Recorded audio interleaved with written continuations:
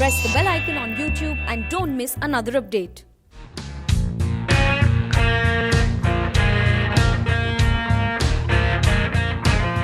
I don't think these are difficulties, but just hurdles which you have to overcome. And over time, it just takes time and effort to get through them. And if you think of it as difficulties, then there's no answer to answer to those problems. But if they're just hurdles, then you just have to get over those. So that's what I like to think of it as. But otherwise, I'm doing good, and with lockdown and everything, it's just been the one thing that's been really hard is the fact that there's a lot of uncertainty around. There's nothing that's concrete. You don't know, because as a sports person or as any person, I mean, it's always very easy to psych yourself up when you have something to look forward to. Like, okay, you have an exam, so okay, from 2 months from now I have an exam and I have to prepare for it in this way, that way you plan and everything. But if you don't have anything to look forward to, then it just gets a little bit harder to just go in every day and do what you're supposed to do. But that's when you have to push through, and sometimes you have to fall back, sometimes you have to push forward. So you have to make sure that you do whatever you do in order to stay in the right mindset.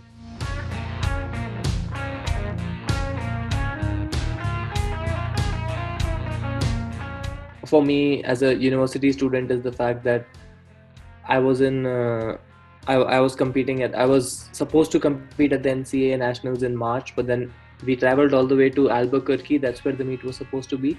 But when we were there, I think we left Manhattan, Kansas on Wednesday, and then I went there. I did a quick jump session on Wednesday. On Thursday, we had a quick pre-meet warm-up because I was supposed to compete on Friday. And then, so Thursday I was ready, just did a very quick lift, speed lift. And then Friday I was ready to jump high, feeling really good and everything. And then the morning I woke up, I went to the track to just shake out. And then they said that, oh, well, the meet's cancelled. So that was really hard to, face, because up till that moment I was just ready to compete and go and give my best. But then the moment I went to the track, they said, well, the meet's cancelled. And at that time we didn't understand how severe the situation was, because all we knew was the track meet, the NCAA championships was cancelled, and then they also said that the March Madness, the basketball tournament, that's going to be cancelled. So these things just led me to believe that, well, I don't know what's happening. So there's just a lot of uncertainty. And then so we were like, well, the meet's cancelled, what should we do? And then we came back to Manhattan on the next flight. And then when I got back here, I realized that, oh, well, the whole country in India, everything's being under lockdown, and they're locking down the whole country. And then so on and so forth in other countries as well. So at that time it started to not necessarily sink in, but just like the enormity of the situation, the fact that everything's being shut down, it was hard to just fathom that. But then over time you figured it out that, well, okay, so the whole world shut down, it's not just us.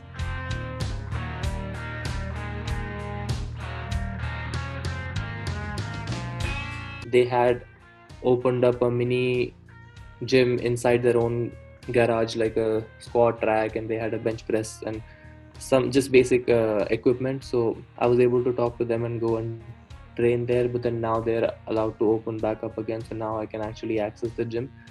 So gym, yes. Running, yes. Plyometrics, other stuff, long jump stuff, yes, but not necessarily high jump specific training. So that's how training's been modified. And then, yeah, well, at this time of the year I probably would have been getting ready to compete at the Tokyo Olympics. But yeah, now I'm just getting ready to get back into high jump training. So yeah, that's changed. But other than that, I think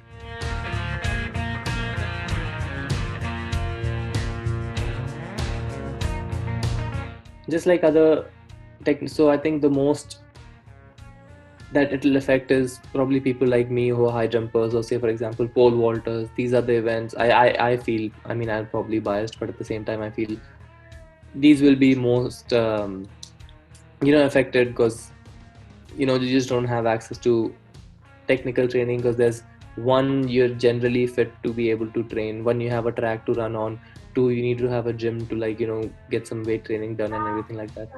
But then number three, you'd also have to work on your technical ability, because you can run very fast, you can be very strong, but at the same time, if you can't get over the bar, then there's no point of being a high jumper. So that's that one thing that's probably missing. But then again, there's a lot of time to work on that. So hopefully, as soon as things open up, then slowly and steadily can gradually go into high jump technical training. Generally, the competitions indoor season starts in December and then goes through March. But yeah, I mean, as of now, I would have probably been preparing for the games, but otherwise, I would have still done general preparation like I'm doing now. So it doesn't change much, but at the same time, it's just the mindset and the fact that, oh, you can access this, you can access that. If those restrictions go out, then I think, yeah, it just gets easier.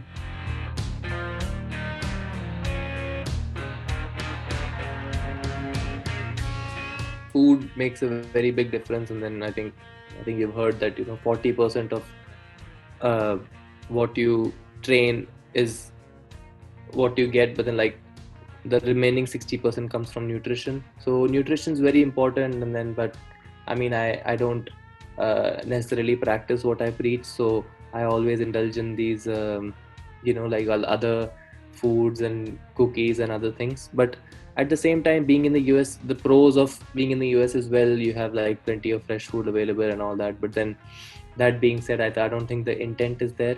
So I'm always indulging in and finding other opportunities, because there's also 10 different flavors for Oreos and 5 different flavors for other things. So that's what is I'm leaning towards, and that's where I necessarily go towards. But yeah, I think once everything starts back up, and that's what I like to tell myself, once everything starts back up, I'll go back to my routine and start eating a little bit cleaner and leaner.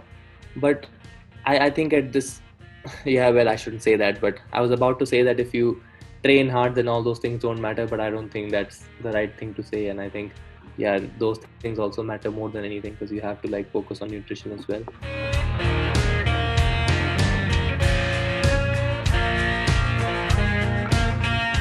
Training, the another way to train, the biggest way to train, I feel, is competing. And then training is just like, I'd probably say 50-40% of what you train, but then the remaining is how you conduct yourself in a competition. And how that's where especially leading up to a big meet, that's how you prepare yourself, compete more, and get to know yourself, and just see what mistakes, what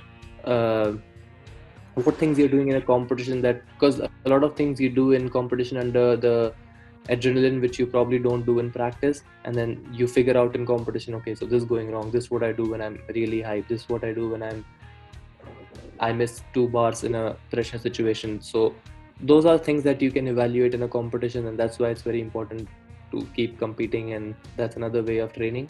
But without the competitions, it just gets even more harder to stay motivated, because there's nothing to look forward to in terms of what will happen, when it will happen. They're saying, well, there's Olympic Games next year in July, but I mean, you never know, because what if they're saying that in December you will be able to start competing and all that sort of thing, but you never know. Maybe if this thing carries on, then probably there might be a chance that probably it's also possible. I mean, you shouldn't discount the possibility that there wouldn't be an Olympics next year. So what next? So these are some of the questions that everybody has, and these are the questions that I have in my micro level.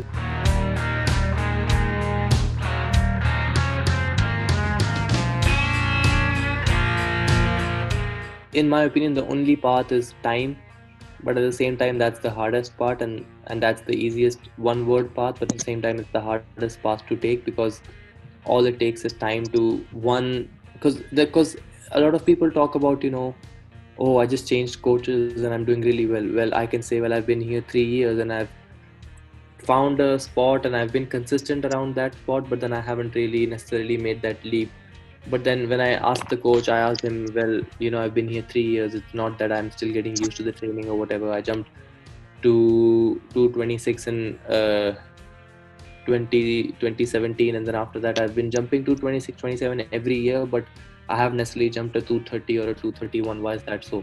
And every year I jump that 2 or 3 times, or if I compete in 5 or 6 meets, I jump that 4 times or 3 times. So I'm pretty consistent around that mark. But when do you think I will get to the next level, and what should I do more to get to the next level, or what am I doing less to get to the next level. So when I told him, one, he had two answers. One, he asked me when I jumped 226 for the first time, how many times I'd jumped 226 before that. I said, well, I hadn't jumped any time. So he said, well, that was a lucky shot. Now, so what we look at here is, well, or what the coach's perspective is, that there's always this idea of improving your best, but at the same time, so even in training and workout, what we do is we try and like improve our average. So say for example, I can run a 200-meter in 22 seconds. So what we do is we run a lot of 80% efforts, and then say for example, I can run an 80% effort in 25 seconds.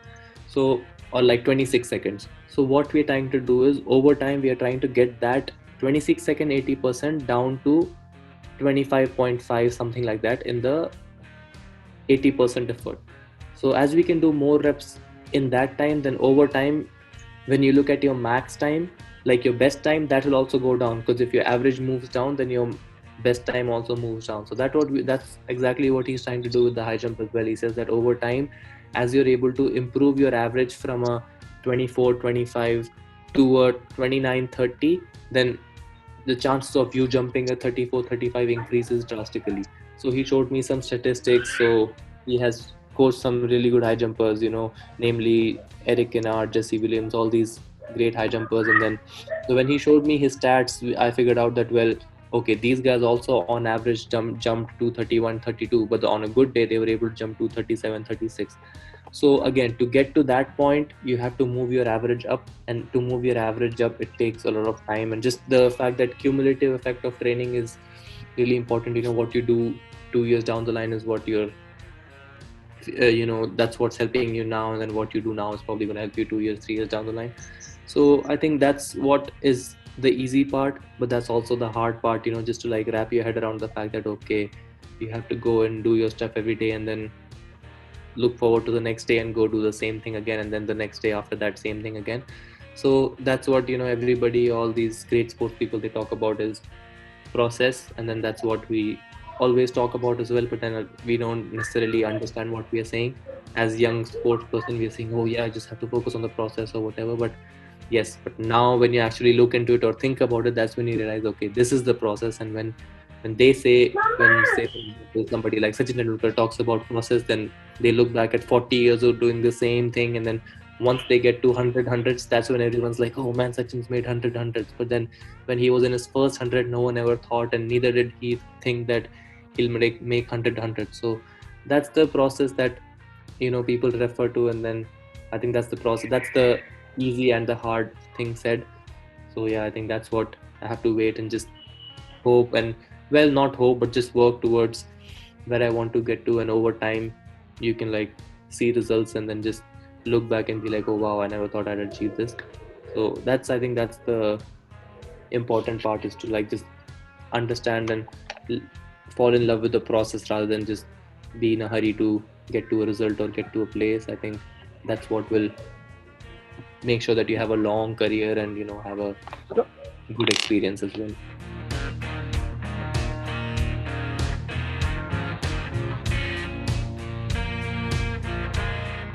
I don't think that'll be falling in love. I think that'll be falling on your neck, is how I describe it. But at the same time, I think it just, so back then, so when I jumped 229 and those heights, so I was getting a lot of lift, and then so I didn't know how to land properly on my neck, because ideally as a high jumper, you're supposed to land right here, right above your shoulder. So upper back and neck, that's where you're supposed to land. But that's probably that was one area which, I mean, it's very it's very sensitive for most people. And when I used to land here, I used to like hear a click like that every time I used to land, because my neck would just like, my spine would just extend like that. So I just flex like that. So it just didn't feel right for me, because I probably was very weak in that area, and then two, I probably wasn't able to like withstand those forces. So when I asked the coach, what I can do about it, he said, well, you have to land more. And well, so that's the easy answer. You just have to get more repetitions in. So over time, and then doing some neck strengthening and other things, I was able to figure out that, okay, so this area is okay for me, and now I'm able to land more on the back of my neck. And the reason they say okay, land on the back of your neck is because when you're over the bar, and then if you bring your neck up quickly in order to avoid landing on your neck, then your hips come down as a result, and then that hit the bar. But then if you're able to hold your neck down, then your hips just rotate like that around the bar, and then you're once you bring your neck up, your hips are over the bar, and that's when like they come down, so like your legs can just like easily follow through.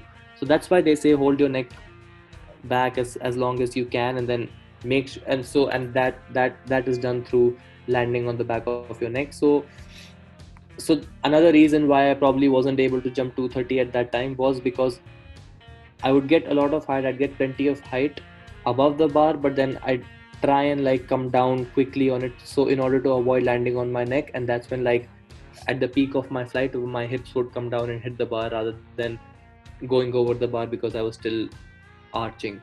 So those are some technical things that I figured out, and I said, well, you have to, I mean, easily said, I think you have to suck it up and just take the beating. So over time, as I was able to withstand that, then I think now it doesn't affect me in any way. So now I'm a little bit more comfortable landing on my neck. And secondly, like you said, body awareness is very important. Yes, I mean, especially in the last, so after the first 7 steps, in the last 3 steps, you're not supposed to look at the bar, and you're supposed to look above the bar or like at the far end. So the far standard, that's where you're supposed to look at. Because if you look at, so generally where you look is where you go. I mean, it's basic. So if you look at the bar, then you're pretty much going into the bar, and you'll jump into the bar, you'll dive into the bar, so you'll probably hit the bar on the way up. But if you look above the bar, you're trying to not look at, so you're trying to go up, and if you look above the bar, you'll probably go where you're looking, and that way you'll probably get more height if you're looking above the bar. So that's why they say that don't look at the bar, but then there's always through the peripheral vision that you get a glimpse and get an idea of where the bar is. And to make that stronger, you have to just take more jumps, more repetitions. And I mean, once you're able to do that, then you're probably able to jump even higher. And then when you see, I mean, if you closely look at high jump videos, and if you look at where those guys are, if they're actually seeing the bar or not, you'll always see that those guys are actually looking a little bit above the bar, because that's how they're able to, if their gaze is set high, then they're able to like maneuver their body even if there's something that goes wrong in the air. But then if you're actually looking at the bar, then they'll probably hit the bar on the way up, and then that just causes the bar to fall. And then that's why body awareness, like you said, is comes with time, but it's also like a very important characteristics of high jump, that if you're not aware, then you probably wouldn't be able to make the bar. So you have to make adjustments every time, every stride you have to make some adjustment, and the sooner you make it, the better. But as it take as if you're not able to figure out what's going wrong, then by the time you get to the bar in the last 4 steps, I don't think there's anything that you can do to save your ass and not hit the bar. So that's where the awareness kicks in.